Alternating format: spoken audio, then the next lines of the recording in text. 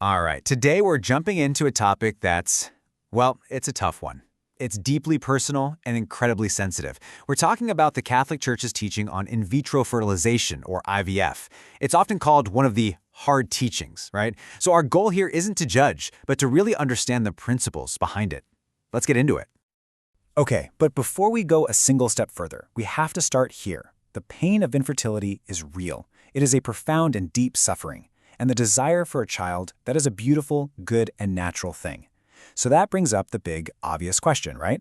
How can a medical procedure that literally creates new human life, that helps couples have the family they're dreaming of, be considered morally unacceptable by the Church? It feels like a contradiction, and that's exactly the question we're going to unpack. So let's not beat around the bush. The Church's position is stated very clearly. IVF is considered intrinsically immoral. Now that word intrinsically is really important. It means the objection isn't just about some of the unfortunate side effects, like creating extra embryos. No, the teaching is that the very act of IVF is problematic in itself, even in a hypothetical perfect world scenario. So to get our heads around the why, here's how we're going to break it down. First, we'll hit the core theological reason, separating love from life. Then we'll look at the huge distinction between viewing a person versus a product and the unseen consequences that follow from that. We'll also clarify the difference between assisting nature and replacing it, which is key. And finally, we'll talk about how to have this conversation with compassion. All right, let's start with that foundational piece. This is really the bedrock of the entire teaching, and it's rooted in the Catholic understanding of what marriage is all about. According to Catholic teaching, the marital act has two core purposes, and they are seen as totally interconnected. First, there's the unitive aspect. That's about the love, the bonding, the total gift of self between the spouses. And second, there's the procreative aspect, which is, the potential to transmit new life. The key word that holds us all together is inseparable. And this quote gets right to the heart of it. The Church's view is that this link between the lovemaking and the baby-making aspects of marriage isn't random. It's part of the design. So the fundamental objection to IVF is that it deliberately severs that connection. It takes the creation of life completely out of the act of love between spouses and places it into a technical laboratory setting. Okay, so let's move on to the second major principle, which builds directly on the first. This one zeroes in on the dignity and the status of the new human life being created. The starting point is a really simple but profound idea. A human being, from the very first moment of conception, is a someone. They are a person, a subject, with their own dignity meant to be loved. Which means, of course, they must never, ever be treated as a something, an object to be made or used or possessed or discarded. The moment we treat a person like a thing, a fundamental line has been crossed. This chart really lays out the two competing mindsets. On one side, you have the vision of a child as a supreme gift of marriage, as someone who is begotten and welcomed. But the process of IVF, by its very nature, can shift this perspective. It can start to frame the child as a product that is made in a lab, something that is owed to parents, almost like they have a right to a child.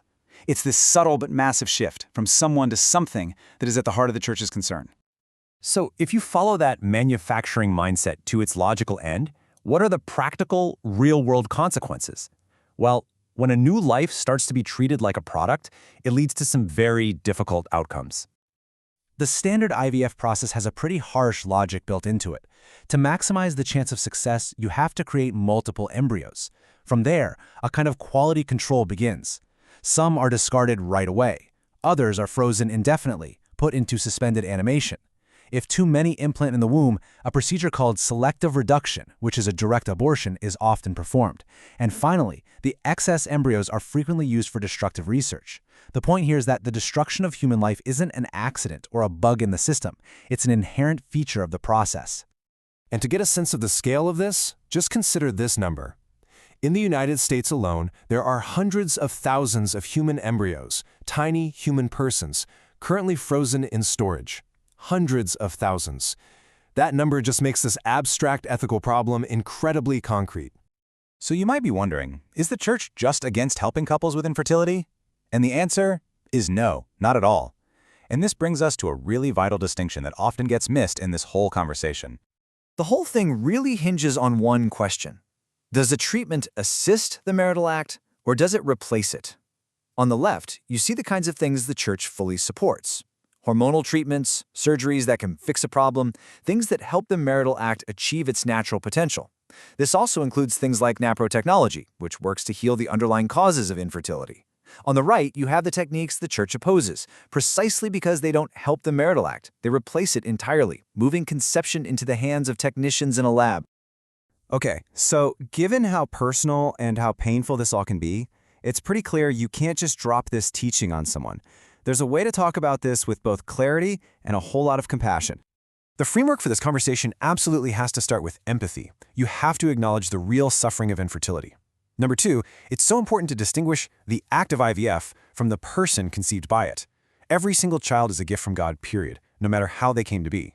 Third, it can be helpful to reframe the conversation, away from a right to a child and towards the child's right to be conceived from the loving union of their parents. And finally, it's crucial that this isn't just a conversation about no, but also about a life-affirming yes to other solutions. And those positive alternatives are so important. The church is a huge proponent of moral medical approaches like NaProTechnology, which is a real science that works with a woman's body to heal what's wrong. And then, beyond medicine, it holds up adoption and foster care as truly heroic and beautiful ways to live out that call to be parents. And that brings us full circle, right back to the beginning.